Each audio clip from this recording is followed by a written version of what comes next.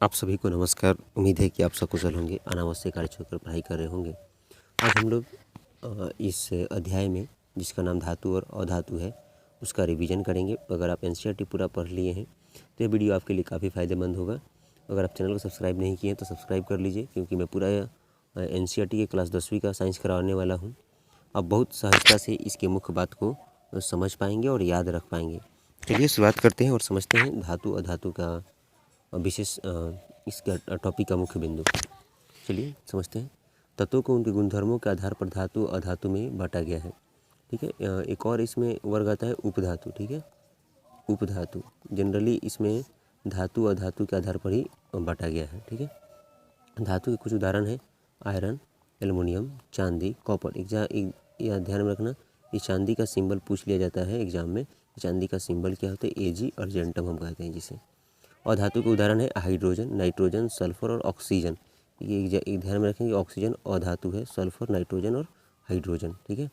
फिर धातु की परिभाषा हम लोग आगे देखेंगे। आगे देखिए धात्विक चमक।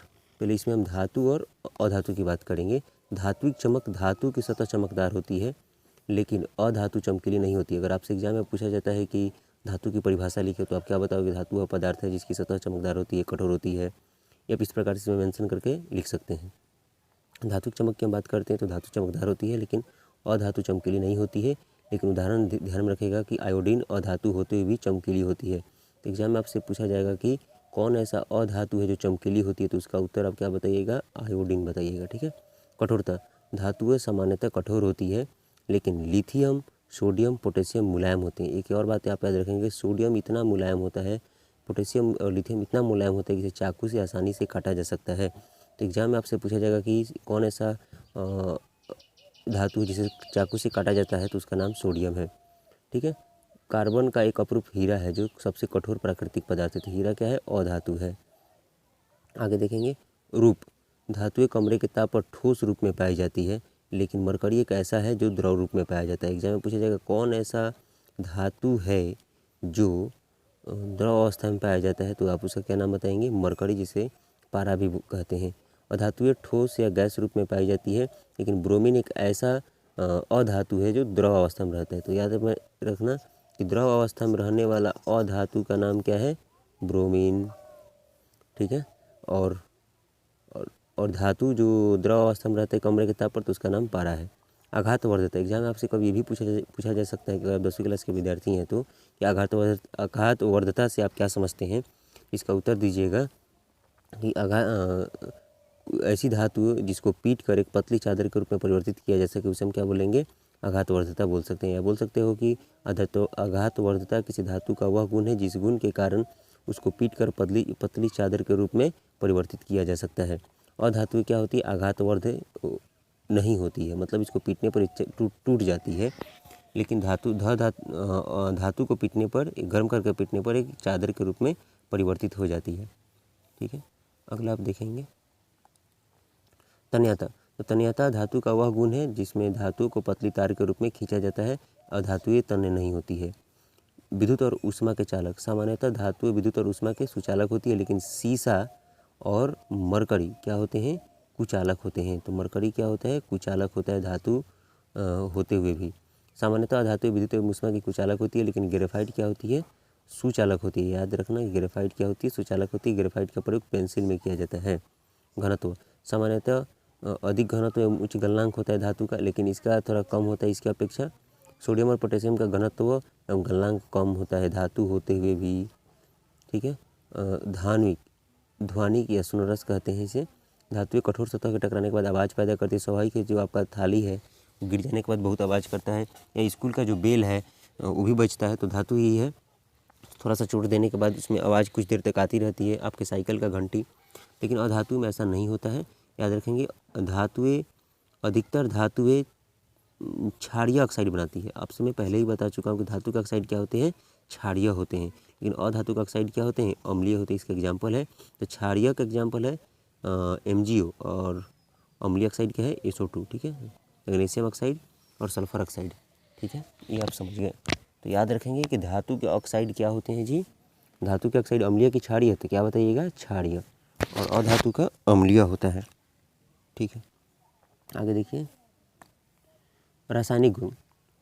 तो वायु के साथ अभिक्रिया, मतलब धातु क्या लिखा है कि धातु ऑक्सीजन के साथ अभिक्रिया करके धातु ऑक्साइड बनाती है। धातु ऑक्सीजन के साथ अभिक्रिया कर क्या बनेगी, धातु ऑक्साइड। जैसे कॉपर धातु है, ऑक्सीजन के साथ अभिक्रिया किया तो क्या बना, कॉपर ऑक्साइड बना है। ये काला होता है, कॉपर ऑक्साइड कैसा होता है, काला होता है।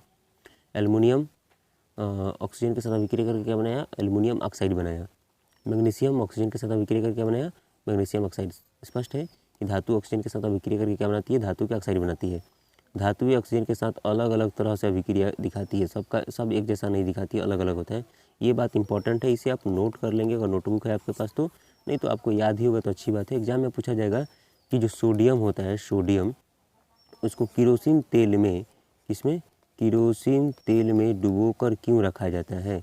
सोडियम को किरोसिन तेल में डुबोकर क्यों रखा जाता है, क्योंकि ये वायु के संपर्क में आकर, सोडियम पोटेशियम दोनों है, तो वायु के संपर्क में आकर तुरंत आग पकड़ लेता है। आकस्मिक का मतलब यहाँ तुरंत है, तुरंत आग पकड़ लेता है, जिससे रोकने के लिए इसे कहाँ डुबा कर रखा जाता है, किरोसिन में डुबा कर रखा जाता है। मैंने सोडियम को आप किरोसिन में डुबा कर रखिएगा तो उसमें इंस्टेंट आग नहीं पकड़ती है। ठीक है, आगे मैग्नीशियम, एल्युमिनियम, जिंक, प्लम्बम वायु के साथ धीरे धीरे अभिक्रिया करते हैं। इन धातुओं पर ऑक्साइड की परत चढ़ जाती है, याद रखिएगा। आयरन वायु में गर्म करने पर प्रज्वलित नहीं होता है, लेकिन ज्वाला में लौह चूर्ण डालने पर वो तेज़ी से जलने लगते हैं। लोहा को, मतलब अगर कोई बहुत ज़्यादा आग है और उसमें लोहा का बुरादा डाला जाएगा तो क्या होगा, जलने लगेगा। एक बार फिर से देख लीजिए, आयरन वायु में गर्म करने पर प्रज्वलित तो नहीं होती है, लेकिन ज्वाला में चूर्ण, माने बहुत ज़्यादा आग निकल रहा है, वहाँ पर लोहा का चूर्ण डालिएगा तो क्या होगा, तेज़ी से जलने लगता है। कॉपर भी प्रज्वलित नहीं होता, लेकिन उस पर काले रंग के कॉपर ऑक्साइड की परत चढ़ जाती है इसको गर्म करने के बाद। अर्जेंटम, चांदी, औरम, सोना ऑक्सीजन के साथ अभिक्रिया नहीं करते, याद रखना, ये नोट है बहुत, इसीलिए इस सब का गहना बनाया जाता है। चांदी और सोना की मदद से क्या बनाया जाता है, गहना, क्योंकि ऑक्सीजन के साथ अभिक्रिया नहीं करती है और उसका रंग ज्यों का त्यों रह जाता है। ठीक है, याद रखेंगे अर्जेंटम और सोना। ये भी ध्यान रखेंगे कि कौन ऐसा धातु है जो स्वतंत्र अवस्था में रह जाती है, तो आप उसका नाम क्या बताइएगा, औरम। स्वतंत्र अवस्था में उस तत्व को माना जाता है या उस धातु को माना जाता है जो क्या करता है, जो ऑक्सीजन से अभिक्रिया नहीं करता है।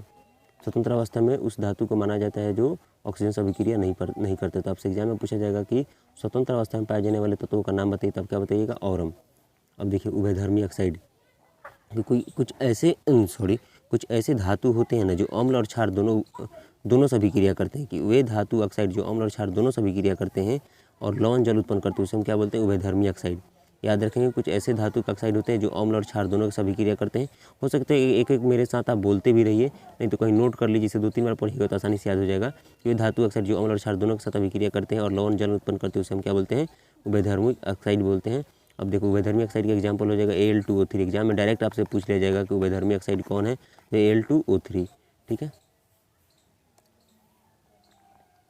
आगे देखिए जल के साथ अभिक्रिया। अभी आपने देखा हवा के साथ अभिक्रिया कैसे होता है। ठीक है ना, अब आप देख रहे हैं या ऑक्सीजन के साथ, अब आप देखेंगे जल के साथ अभिक्रिया। ठीक है, तो धातु जल के साथ अभिक्रिया करके धातु ऑक्साइड और हाइड्रोजन बनाता है। ठीक है, धातु ऑक्साइड जल के साथ अभिक्रिया करके धातु हाइड्रोक्साइड या धातु ऑक्साइड और हाइड्रोजन बनाता है। ठीक है, और एक और बात ध्यान रखेंगे, बहुत इंपॉर्टेंट है, एग्जाम में छोटी छोटी बातें इससे पूछी जाती है। धातु ठंडे जल के साथ क्रिया करता है, तो कौन ऐसा धातु है जो ठंडे जल के साथ क्रिया करता है, उसका नाम है सोडियम, पोटेशियम, कैल्शियम।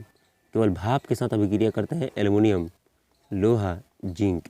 केवल भाप के साथ, भाप तो समझ रहे हो ना कैसे होता है भाप। गर्म जल के साथ अभिक्रिया करता है मैग्नीशियम। ठीक है, जल के साथ कोई अभिक्रिया नहीं करता है प्लम्बम, कॉपर, औरम और अर्जेंटम। ये इसीलिए जो तांबा जिसमें बार बार पानी रखा जाता है, उससे हम किससे बनाया जाए, अगर उसका पेंदी है ना लोहा से बनाया जाए ना, औरम इससे बनाना चाहिए किससे, कॉपर से। ठीक है ना, आप चाहेंगे तो सोना से भी बनवा सकते हैं, लेकिन कॉपर बनाना थोड़ा सस्ता रहता है। इसलिए कभी कभी एग्जाम में पूछे जो टंकी बनाया जाता है, टंकी के जो आंतरिक हिस्सा है वो क्या चीज़ से बनाया जाना चाहिए, तो कॉपर से बनाया जाना चाहिए। क्यों से बनाना चाहिए कॉपर से, क्योंकि जल के साथ अभिक्रिया नहीं करती है। कैल्शियम मैग्नीशियम जल के साथ अभिक्रिया करने पर तैरने लगता है, ध्यान रखेंगे। कैल्शियम मैग्नीशियम जल के साथ अभिक्रिया करने पर तैरने लगते हैं, क्योंकि हाइड्रोजन गैस के बुलबुले धातु के साथ चिपक जाता है। ठीक है, आगे देखिएगा यहाँ एक उदाहरण दिया है कि ये सोडियम जल के साथ अभिक्रिया करके सोडियम हाइड्रोक्साइड और हाइड्रोजन और ऊष्मा उत्पन्न करता है। कैल्शियम ऑक्सीजन के साथ बनकर कैल्शियम हाइड्रोक्साइड और हाइड्रोजन देता है। इसी प्रकार ये सब भी है। ये लोहा है, ये लोहा का है। देखिए, धातु की तनु अम्ल के साथ अभिक्रिया।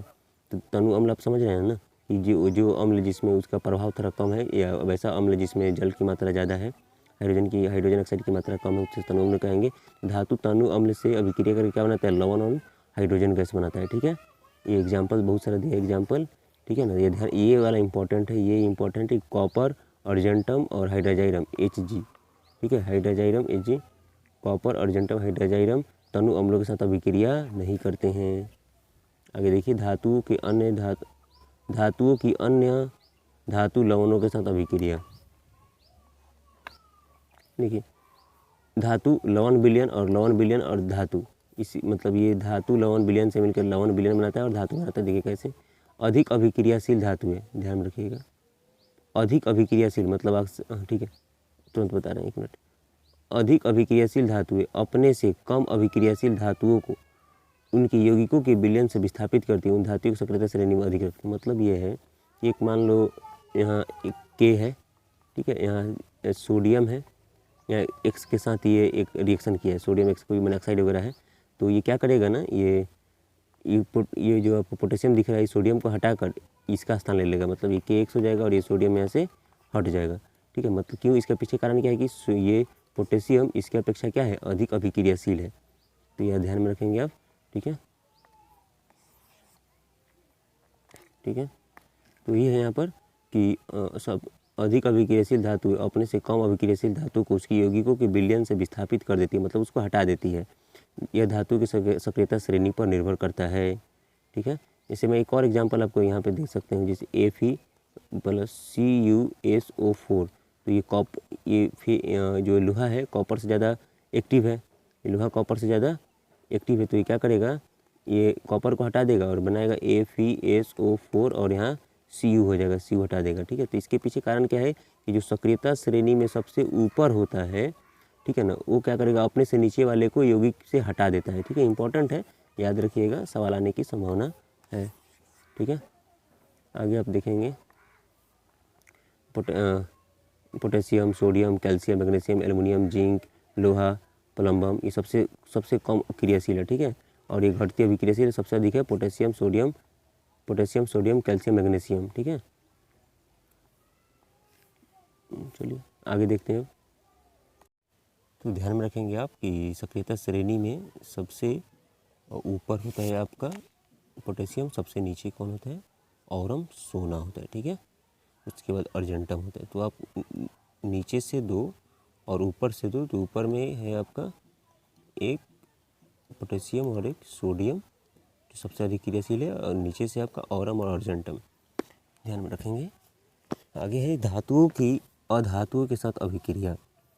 तो तत्वों की अभिक्रियाशीलता संयोजकता कोष को पूर्ण करने की प्रवृत्ति के रूप में पाई जाती है। मतलब ये है कि कोई धातु कितना ज़्यादा एक्टिव है, इसे साबित होता है कि उसके बाह्यतम कक्षा में कुल कितना इलेक्ट्रॉन है। इससे ये मालूम चलेगा कि कोई तत्व कितना एक्टिव है। ठीक है ना, तो ये लिखा है कि तत्वों की अभिक्रियाशीलता संयोजकता कोष को पूर्ण करने वाले प्रवृत्ति के रूप में समझी जा सकती है। धातु के परमाणु अपनी संयोजकता कोष से इलेक्ट्रॉन का त्याग करते हैं। मतलब सोडियम मान लो धातु है, तो इसके बाह्यतम कक्षा में इलेक्ट्रॉन कितना होगा, 2, 8, 1। तो ये क्या करेगा, किसी अन्य तत्व के साथ मिलने के लिए एक अपना इलेक्ट्रॉन डोनेट कर देगा या दे देगा। ठीक है ना, तो धातु के परमाणु अपनी संयोजकता कोष से इलेक्ट्रॉन का त्याग करते हैं और धनायन बनाते हैं, इसलिए इसके ऊपर क्या लगाया जाता है, सोडियम A+ लगा दिया जाता है। जो त्यागेगा उसके ऊपर प्लस लगेगा। ठीक है, और अधातु के परमाणु संयोजकता कोष में इलेक्ट्रॉन क्या करते हैं, ग्रहण करते हैं। जैसे आप छोटा सा एग्जाम्पल क्लोरीन को देखेंगे, इसकी परमाणु संख्या 17 होती है, तो KLm, तो 2, 8, 7, तो इसकी बाह्यतम कक्षा में 8 इलेक्ट्रॉन होना चाहिए, तो एक ये लेगा तो इसके ऊपर क्या लगेगा, माइनस लगेगा। तो ध्यान में रखेंगे कि अधातु के परमाणु संयोजकता कोष में इलेक्ट्रॉन ग्रहण करते हैं, और ये क्या करते हैं, ये सोडियम धातु क्या करते हैं, डोनेट करता है या त्यागता है। ठीक है, यहाँ बहुत अच्छे से दिखाया गया है। सोडियम के देखिए लास्ट एक है, और यहाँ पर, ठीक है, तो ये क्या करेगा, ये दे देगा। ठीक, और ये क्या करेगा, एक ले लेगा, जिससे क्या बनता है, NaCl बनता है। इस चित्र के द्वारा दिखाने का प्रयास किया गया है। कभी कभी एग्जाम में आपसे पूछ लिया जाता है इलेक्ट्रॉन बिंदु संरचना। ठीक है। तो क्लोरीन के इलेक्ट्रॉन बिंदु संरचना इस तरह से आप बना सकते हैं। क्लोरीन की 72 कक्षा में अगर 7 होगा तो 7 ऐसा बना सकते हैं, ठीक है। आगे देखिए, आयनिक यौगिक क्या होता है। आयनिक यौगिक विपरीत आवेशित आयन एक दूसरे से आकर्षित करते हैं और मौजूद स्थिर वैद्युत में बंद कर आयनिक यौगिक बनाते हैं। मतलब सीधे समझिए, एक धातु और एक अधातु मिला तो ये क्या बन जाएगा, आयनिक यौगिक बन जाएगा, ठीक है। ये क्या करेगा, एक इलेक्ट्रॉन दे देते हैं और एक इलेक्ट्रॉन ले लेते हैं अपनी संयोजकता को उसको पूर्ण करने के लिए, ठीक है, या अपने आप को स्टेबल करने के लिए। आयनिक यौगिक के गुणधर्म, ये एग्जाम में आपसे पूछ लिया जाता है विद्यार्थी, ध्यान में रखिएगा। आयनिक यौगिक का गुणधर्म एग्जाम में पूछा जाता है।